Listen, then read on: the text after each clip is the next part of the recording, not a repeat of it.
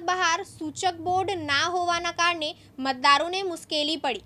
Ward number 4, 6, 7ના મતદાન મથકો બહાર સૂચક બોર્ડ ન માર્યું હોવાથી એક જ જગ્યાએ 3 અલગ અલગ બિલ્ડિંગ આવેલા હોવાથી મતદારો મુશ્કેલીમાં મુકાયા। સ્થાનિક ઉમેદવાર દ્વારા તંત્રે કોઈ પણ પ્રકારની વ્યવસ્થા ન કરી હોવાનો દાવો કરવામાં આવ્યો।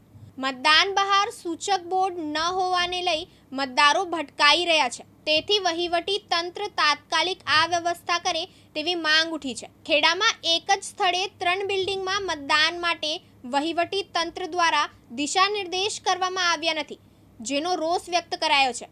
ખેડા નગરપાલિકા વિસ્તારમાં આવેલ 2 બ્રાન્ચ કુમાર અને કડિયા શાળા એમ મણી કુલ 3 બિલ્ડિંગો આવેલી છે, જેમાં તંત્ર દ્વારા બહાર દેખાય તેવી માહિતી નહીં મૂકતા મતદારો અટવાઈ રહ્યા હોવાના આક્ષેપો કરવામાં આવી રહ્યા છે। ખેડા નગરપાલિકા વિસ્તારની ચૂંટણી આજે મતદાન મથકો ખાતે તંત્ર દ્વારા દિશા નિર્દેશ બોર્ડ લગાવવામાં આવ્યા નથી, જેના કારણે ચૂંટણીમાં ઊભા રહેલા ઉમેદવાર દ્વારા સ્વયં વ્યવસ્થા કરી ચૂંટણી બૂથ ઉપર બોર્ડ લગાવ્યા છે અને તંત્ર દ્વારા આ ક્ષતિ લોકસભા અને વિધાનસભામાં પણ કરવામાં આવતી હોવાનો રોષ પ્રગટ કર્યો છે। શું પ્રશ્ન છે?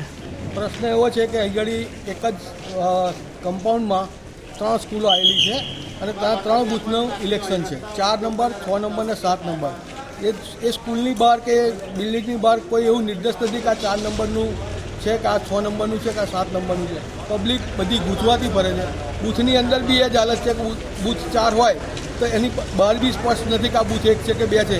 નો ડાઉટ નાના કાગળ મૂક્યા છે પણ એ દેખાતા નથી, એટલે આવો એક પ્રશ્ન છે અને આ પ્રશ્ન લોકસભા વિધાનસભામાં બી થાય છે અને એ વખતે બી હું કરું છું। મેં આજે મારી રીતે એ વ્યવસ્થા કરી જ છે। નિખિલ ભટ્ટ, દિવ્યાંગ ન્યૂઝ, ખેડા।